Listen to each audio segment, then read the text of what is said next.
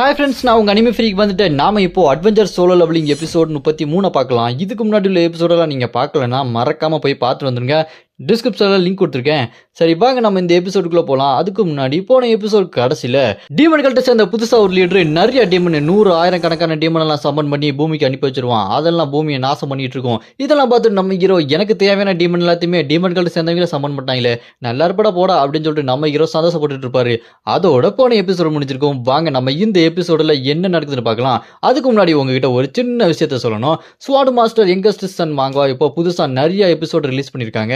அதெல்லாம் உங்களுக்காக நான் கொண்டு வந்திருக்கேன். அதை நீங்கள் பார்க்கணுன்னா அனிமே ஃப்ரீக் TN 2.0 சேனலில் உங்களுக்காக இருக்குது. டெய்லி எபிசோடு ஒவ்வொரு எபிசோடு உங்களுக்காக வந்துட்டு இருக்கும். இது மட்டும் இல்லாமல் நம்ம சேனலில் போட்டிருக்க சோலோ மேக்ஸ் லெவல் நியூபி, எவனுக்கும் அடங்காத நெக்ரோமேன்சர், இந்த மாதிரியான மாங்கோ அவங்க புது எபிசோடாக ரிலீஸ் பண்ணும்போது அந்த சேனலில் உங்களுக்கு ஒவ்வொரு எபிசோடாக வந்துகிட்டு இருக்கும்.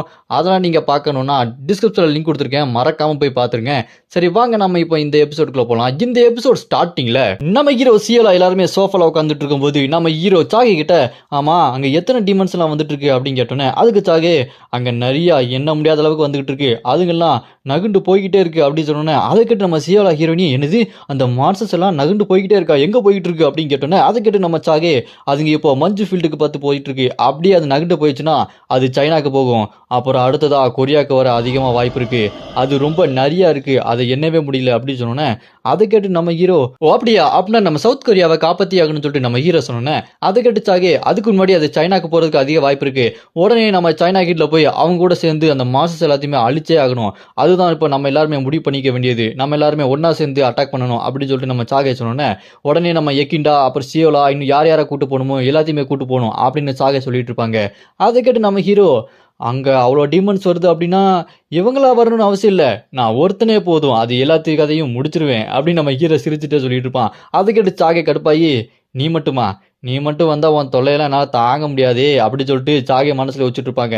அப்படியே கட் பண்ணா சைனா ஹண்டர் சப்போர்ட்டிங் சென்டர் ஹார்பின்ற இடத்துக்கு வந்திருக்காங்க.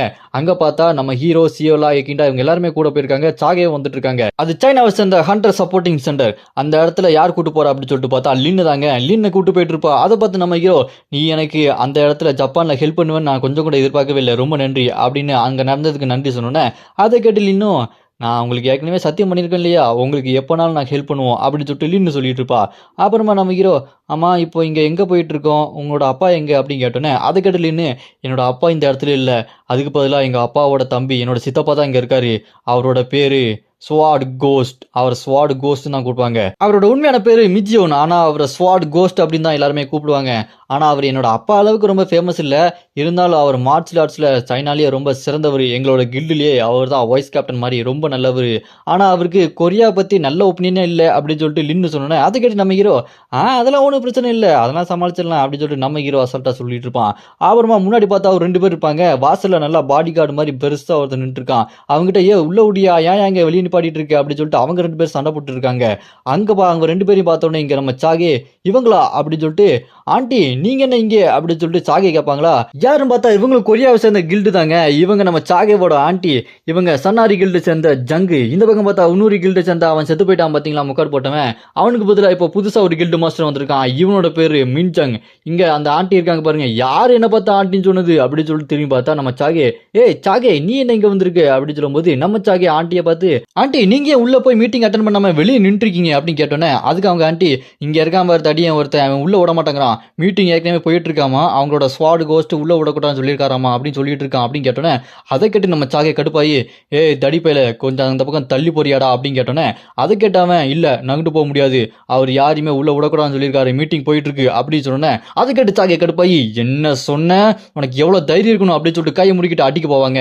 அப்ப லின்னு அந்த தடியனை பார்த்து, எங்க அப்பாட்ட சொல்லவா, எங்க அப்பா யாருன்னு உனக்கு தெரியும்ல, அவர் வந்தாரு அவ்வளோதான், அவன் கதை முடிஞ்சிடும் அப்படின்னு சொன்னோன்னே, அதை கேட்டு அந்த தடியன், அதெல்லாம் முடியாது, அவர் உள்ள விடக்கூடாதுன்னு சொல்லிட்டாரு, நான் விட மாட்டேன், அவர் சொல்றதான் நான் கேட்பேன், உங்க அப்பா சொல்றதெல்லாம் கேட்க மாட்டேன் அப்படின்னு சொல்லிட்டு இருக்கும்போது அங்கே பார்த்தா வாக்குவாதம் பயங்கரமாக போயிட்டு இருக்கோம். அப்போ நம்ம ஹீரோ சும்மா மாசம் நடந்து வந்து அந்த தடிங்கிட்ட போய், ஓ அப்படின்னா நாங்கள் உள்ளே போக முடியாது அப்படிதானே அப்படின்னு கேட்டோன்னே, அதுக்கு அவனும், ஆமாம் உள்ளே போக முடியாது, அவர் உள்ள விடக்கூடாதுன்னு சொல்லியிருக்காரு அப்படின்னு சொல்லிட்டு இருக்கும்போது, அதை கேட்டு நம்ம ஹீரோ, ஓ அப்படியா, அப்படி இருந்தும் நான் இப்போ உள்ளே போனால் நீ என்ன செய்வ அப்படின்னு கேட்டோன்னே, அதை கேட்டு அவன் கடுப்பாயி கையை முறுக்கிட்டு குத்த வருவான் பாருங்க, நீ அப்படி மீறி உள்ளே போன அப்படின்னா ஹாஸ்பிட்டலுக்கு எந்த ரூட் அப்படின்றத நான் உனக்கு காட்டுறேன் அப்படின்னு சொல்லிட்டு அடிக்க வருவான் பாருங்க. அந்த இடம் வெடிச்சு சதறும், கதவெல்லாம் உடஞ்சி பறந்துட்டு இருக்கும். ஏற்கனவே உள்ள மீட்டிங்ல உட்காந்தவங்கலாம் என்ன நடக்குது இங்க அப்படின்னு சொல்லிட்டு பார்த்துட்டு இருப்பாங்க. அப்ப நம்ம ஹீரோ, எக்ஸ்கியூஸ் மீ, இதுதான் மீட்டிங் ரூமா, நான் தான் கேங்கு அப்படின்னு சொல்லிட்டு கெத்தா நடந்து வருவார் பாருங்க. அந்த தட்டினை அடிச்சு நாக் அவுட் பண்ணிடுவாரு. அப்ப நம்ம ஹீரோ அவனை அடிச்சு நாக் அவுட் பண்ணோன்னே அங்க இருக்க ஒரு மொட்டையன், டேய் என்ன தைரியம் இருந்தா உன்ன மாதிரி ஒரு புள்ள பூச்சி எங்களோட மீட்டிங்கை வந்து டிஸ்டர்ப் பண்ணுவேன் அப்படின்னு வேகமா பறந்து வந்து நம்ம ஹீரோ அட்டாக் பண்ண வரான் பாருங்க. நம்ம ஹீரோ அந்த மொட்டையன் தலையில கைய வச்சு, டேய் பாகுபலி கட்டப்பா மொட்டை, நீ என்னடா இங்க இருக்க, பாகுபலியவே முத்துல குத்துணும் தானே நீ, இந்த வாங்கிக்கடா அப்படின்னு சொல்லிட்டு மொட்டையை சேர்த்து தரையோட ஒரு அடி அடிச்ச அடியில தரையெல்லாம் பேந்துக்கும், மூஞ்சோட தரையை ஒட்டிப்பான். அப்ப நம்ம ஹீரோ, பலப்பலன்னு இருக்கே கண்ணு குசுது அப்படின்னு சொல்லிட்டு நம்ம ஹீரோ அவனை நக்கல் பண்ணிட்டு அப்படியே போயிட்டு இருப்பாங்க. அப்படியே நம்ம ஹீரோ அடிச்ச 2 பேருமே ஒன்னா போட்டு நம்ம ஹீரோ அவனுக்கு மேல கெத்தா உட்காந்துட்டு, என்ன பாப்ப மீட்டிங் ஆரம்பிக்கலாமா, சப்போர்ட்டுக்கு ஃபோர்ஸஸ் கூப்பிட்டு அவங்க வரதுக்கு முன்னாடி மீட்டிங் ஆரம்பிக்கிறது ரொம்ப தப்பாச்சு, உனக்கு தெரியாதா அப்படின்னு கேட்டோன்னே, அதை கேட்டு அந்த சைனா கில்டு மாஸ்டரோட தம்பி இருக்கான் பாருங்க, அவன், ஏய் நீ ரொம்ப திமிரா பேசிட்டு இருக்க, நான் யாருன்னு உனக்கு தெரியுமா அப்படின்னு கேட்டோன்னே, அதுக்கு நம்ம ஹீரோ, அதெல்லாம் தெரியும், நீ யாருன்னு தெரியும், உன்னோட அண்ணன் அவர் ரொம்ப பயங்கரமான ஆளு அப்படின்ட்டு நீ அவரை பார்த்து ரொம்ப பொறாமப்படுற, ஆனா நீ எவ்வளவுதான் கஷ்டப்பட்டாலும் அவர் அளவுக்கு ஆக முடியலையேன்னு சொல்லிட்டு மனசுல வருத்தம் இருக்கும் அப்படின்னு சொல்லிட்டு நம்ம ஹீரோ பேனாவை எடுத்து அங்க மேப்ல பாயிண்ட் பண்ணி வச்சிருப்பாங்க. அந்த பாயிண்ட்ல பேனாவை தூக்கி ஒரு அடி அடிப்பாரு பாருங்க. அடிச்சுட்டு, நீ தனியா எல்லா டீமனையும் சமாளிச்சு பேர் வாங்கலான்னு பாக்குற, ஆனா நீ பண்ண பிளான் அந்த அளவுக்கு ஒர்க் அவுட் ஆகுமான்னு எனக்கு தெரியாதுடா அப்படின்னு சொல்லிட்டு நம்ம ஹீரோ அவனை கடுப்பேத்தி விட்டுருவான். அதை கேட்டு அவன் கடுப்பாயிடே, நான் யாரு தெரியுமா, என்கிட்டே நீ இந்த அளவுக்கு கடுப்பேத்துற மாதிரி பேசிட்டு இருக்க, நான் பவரை காட்டினேன் நீ தாங்க மாட்டடா அப்படின்னு நம்ம மிரட்டினோன்னே, அதை கேட்டு நம்ம ஹீரோ, ஓ அப்படியா, எங்கே உன் பவரை காட்டு பார்க்கலாம் அப்படின்னு நம்ம ஹீரோ சொன்னோன்னே, அதை கிட்ட அவன் கடுப்பாகி, இறான காட்டுறேன் பாருடா அப்படின்னு சொல்லிட்டு செம்ம கடுப்பாவான் பாருங்க. அப்படி அங்கே கட் பண்ணா இந்த பக்கம் கிரவுண்ட்ல எல்லாருமே சண்டைக்கு ரெடியா வந்து வரிசையா நிக்கிறாங்க. இந்த பக்கம் நம்ம சாகையை முன்னாடி நின்று மைக்கை வச்சு நின்று இருக்கும் போது நம்ம ஹீரோ சாகிட்ட வந்து, என்ன சாகையே ரொம்ப பதட்டமா இருக்க, நீ இப்பெல்லாம் இருக்க மாட்டியே அப்படின்னு சொல்லும்போது, அதை கேட்டு சாகையை கடுப்பாய் நம்ம ஹீரோ பிடிச்சி திட்டுவாங்க பாருங்க. எல்லாமே ஒன்னால தான்டா, நீ மட்டும் அந்த இடத்துல அப்படி பண்ணலன்னா எனக்கு இந்த மாதிரி பதட்டமா இருக்காது அப்படின்னு சொன்னோன்னே, அதை கேட்டு நம்ம ஹீரோ, நான் என்ன பண்ணேன், அவன் காட்டுறேன்னா நான் காட்டுனேன், அப்புறம் அவன் காட்டினா நான் ஒரு காட்டினேன் அப்படின்னு சொல்லும்போது, அப்படியே கட் பண்ணா ஃபிளாஷ்பேக்கு நம்ம ஹீரோ அவனை கடுப்பேற்றி விட்டான் பார்த்தீங்களா, அந்த சைனா கில்டு மாஸ்டரோட தம்பியை.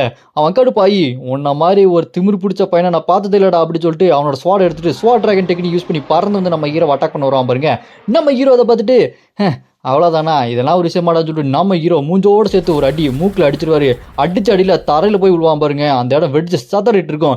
இதெல்லாம் பார்த்துட்டு நம்ம ஹீரோ, இதுக்கப்புறம் நம்ம 2 பேரும் ஒன்றா சேர்ந்து சண்டை போட்டு அந்த மான்ஸ்டர்ஸை கொள்கிற மாதிரி எனக்கு தெரியல, நீ உன் பக்கம் போய் சண்டை போடு, நான் என் பக்கம் போய் சண்டை போடுறேன், தனித்தனியாக சண்டை போடலாம் அப்படின்னு சொல்லிட்டு நம்ம ஹீரோ அவன்கிட்ட சொல்லிட்டு இருப்பாரு. இந்த பக்கம் அவனை பார்த்தா மூஞ்சில் அடி வாங்கி வேணும் வாயை பொழந்து கிடப்பான், பல்லெல்லாம் விழுந்து கிடக்கும். நம்ம ஹீரோ அடிச்ச அடியில் அப்படி கீழே விழுந்து கிடப்பான். அப்படியே அந்த ஃப்ளாஷ்பேக்கை கட் பண்ணா இந்த பக்கம் நம்ம சாகே, நீ பேசாம இரு, எல்லாத்தையுமே நான் பார்த்துக்கிறேன், கமெண்ட் பண்ணிக்கிறேன் அப்படின்னு சொல்லிட்டு நம்ம ஹீரோ கிட்ட சாகே சொன்னோன்னே, நம்ம ஹீரோவும், நீயே கமெண்ட் பண்ணு, நான் ஒன்றும் சொல்லப்பா, நீ தான் லீடர் அப்படின்னு சொல்லிட்டு இருக்கும்போது, இந்த பக்கம் அந்த உன்னுரி கில்டு சேர்ந்தவன், எல்லாருமே கண்டிப்பாக சண்டை போடணும், உங்களால் முடியும் அப்படின்னு சொல்லிட்டு அங்கே மோட்டிவேட் பண்ணிட்டு இருப்பான். இந்த பக்கம் சாகேவோட ஆண்டி, என்ன இவனுங்க ரொம்ப அட்ராசிட்டி பண்ணிட்டு இருக்கானுங்க அப்படின்னு சொல்லிட்டு நம்ம ஹீரோவும் சாகையும் பார்த்து கடுப்பாயிட்டு கமாண்டர் சாங் இவங்களாம் வந்து நிக்கிறாங்க வரிசையா. அவங்க தலையில கை வச்சுட்டு, என்னப்பா ஹீரோவும் சாகையும் இப்படி சண்டை போட்டுட்டு இருக்காங்க அப்படின்னு சொல்லிட்டு தலையில கை வச்சுட்டு இருப்பாங்க. அப்புறம் நம்ம ஹீரோ, எனக்கெல்லாம் இப்போ முக்கியம் இல்லப்பா, எனக்கு இப்போ அதை விட ஒரு முக்கியமான வேலை இருக்கு அப்படின்னு சொல்லும்போது, அதை கேட்டு சாகே, இப்போ சண்டை போறதை விட உனக்கு என்னடா ரொம்ப முக்கியமான வேலை அப்படின்னு சொல்லும்போது, அதை கேட்டு நம்ம ஹீரோ மனசுல யோசிச்சுட்டு இருப்பான், வேற என்ன, அந்த கொன்ன டீமன் எல்லாத்தையுமே சாப்பாடு மாதிரி சாப்பிட்டு டீமன் போற அதிகரிக்க போறேன் அப்படின்னு மனசுல யோசிச்சுட்டு இருப்பான். அங்க பார்த்தா நிறைய டீமன் வேகமா ஓடி வந்துட்டு இருக்க பார்த்துட்டு இருப்பாங்க. நாங்க சாகே அவங்க மட்டும் பார்க்கலங்க, அங்க சுத்தி இருக்கிற எல்லா ஹண்டர்ஸும் பார்ப்பாங்க. வெறித்தனமா எல்லாமே ஒவ்வொரு தினசா இருக்கும், வேகமா அங்க ஓடி வந்துகிட்டே இருக்கும். அதெல்லாம் பார்த்துட்டு அவனுங்க எல்லாம், ஐயோ என்னடா இது, 5 வருஷத்துக்கு முன்னாடி முதல்ல டஞ்சன் கேட்லாம் ஓப்பன் ஆச்சு, அப்போ வந்த மாதிரி இங்க என்ன பொதுன்னு வந்துட்டு இருக்கே அப்படின்னு சொல்லும்போது, நம்ம சாகே அங்க மைக்ல எல்லாரும் கவனமா கேளுங்க, மார்சஸ் எல்லாம் ஓடி வந்துட்டு இருக்கு, நீங்க சண்டைக்கு ரெடி ஆகணும், வி ஷேப்ல எல்லாரும் ரெடியா இருங்க, முன்னாடி சீல் வச்சுட்டு சண்டைக்கு ரெடியா இருங்க, அப்புறம் பின்னாடி வந்து அடிக்கணும் அப்படின்னு சொல்லிட்டு கமெண்ட் பண்ணிட்டு இருக்கும்போது, அதை கேட்டு ஒண்ணுமே புரியாம அவனுக்கு அப்படியே நின்றுட்டு இருப்பானுங்க. அதை கேட்டு கமெண்ட் வச்சாங்க, ஏமா சாகே நீ இப்படிலாம் கமெண்ட் பண்ணா அவனுக்கு ஒண்ணுமே புரியாது அப்படின்னு சொன்னேன். அதை கேட்டு நம்ம சாகே தலையை சுரிஞ்சுக்கிட்டு, சே இப்போ என்ன பண்றது அப்படின்னு சொல்லிட்டு கடுப்புல இருப்பாங்க. அப்புறமா அந்த மைக்கை கொண்டு போய் சாங்க கிட்ட கொடுத்துட்டு, எனக்கெல்லாம் கமெண்டிங் வராது, நான் காலத்துல இறங்கி அடிக்க போறேன், அதுதான் எனக்கு ஏத்தது அப்படின்னு சொல்லிட்டு மைக்கை சாங்க கிட்ட கொடுத்துட்டு அங்க இருக்க ஹண்டர்ஸ் நடுவில் நடந்து போயிட்டு இருப்பாங்க. எனக்கு கமெண்டிங் வராது, ஆனா நான் சொல்றதை கவனமா கேளுங்க, 3 விஷயம் தான் நடக்கணும். ஒரு விஷயம் என்னன்னா, இங்க சண்டை போற எல்லாருமே சாகாம உயிரோட வரணும், அப்புறமா யாருக்குமே எந்த அடியும் படக்கூடாது, அப்புறம் இங்க இருக்கிற எல்லா எக்ஸ்பீரியன்ஸும் எனக்கு சொந்தமா இருக்கணும் அப்படின்னு சொல்லிட்டு அவங்களோட அந்த மேஜிக் செயினை கிரியேட் பண்ணி சண்டைக்கு வேகமா ஓடிட்டு இருப்பாங்க பாருங்க. நம்ம சாகே சும்மா மாஸ் காட்டிட்டு இருப்பாங்க. அப்படியே இந்த பக்கம் மார்சஸ்லாம் வெறி கொண்டு வேகமா அட்டாக் பண்ண மாதிரி வந்துட்டு இருக்கும். அப்படியே கட் பண்ணா இந்த பக்கம் இந்த மார்சஸ் எல்லாத்தையுமே சமன் பண்ணா பாத்தீங்களா இந்த டீமன் கல்ட்டோட புது லீடர். இவன் டீமன் கல்ட்டுக்கு லீடர் மட்டும் இல்லைங்க, தீய சக்தியின் தூதர். அந்த அளவுக்கு ரொம்ப சக்தி வாய்ந்த ஒருத்தன். இவனோட பேரு ஆண்டான். இவன் மனசுல யோசிச்சுட்டு இருப்பான், டீமன் பேரியர் இங்க பூமியை பாதுகாத்துட்டு இருக்கு, அந்த பேரியரை உடைச்சி எல்லா டீமனையும் உள்ள கொண்டு வரதான் என்னோட ஆசை.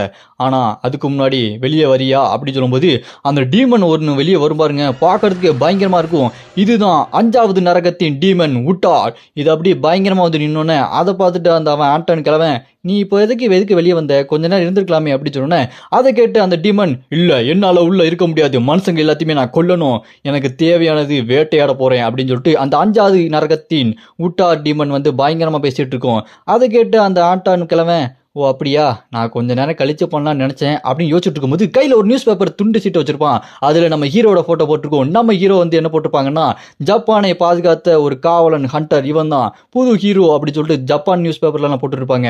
அதை பார்த்துட்டு இருக்கும்போது அப்படியே கட் பண்ணி அந்த ஃப்ளாஷ்பேக்கில் மூஞ்சில் ஒரு சின்ன மாஸ்க் போட்டு ஒருத்தன் தான் பார்த்தீங்களா அந்த டீமன் கட்டோட லீடர் ஜப்பானில், அவன் கூட தாங்க இந்த ஈவில் சக்தியின் தூதர் இருந்திருக்கான். இவன் அப்படியே ஒழிஞ்சிட்டு நம்ம ஹீரோவை பார்த்துட்டு இருந்திருக்கான். நம்ம ஹீரோட சக்தியை பார்த்துட்டு இவன் எல்லா மேஜிக்கையும் அசால்ட்டாக யூஸ் பண்ணுறான், இவனோட டீமனிக் பவர் ரொம்பவே அதிகமா இருக்கு, எதை பத்தியுமே கவலைப்பட மாட்டேங்கிறான். அவனோட அந்த பார்வை, அதை இன்னும் என்னால மறக்கவே முடியல. அவனை இந்த டீமன் கல்ட்ல சேர்க்கணும் நான் எவ்வளவு ட்ரை பண்ணேன், ஆனா அது இப்போதைக்கு முடியாதுன்னு எனக்கு நல்லாவே தெரிஞ்சு போச்சு.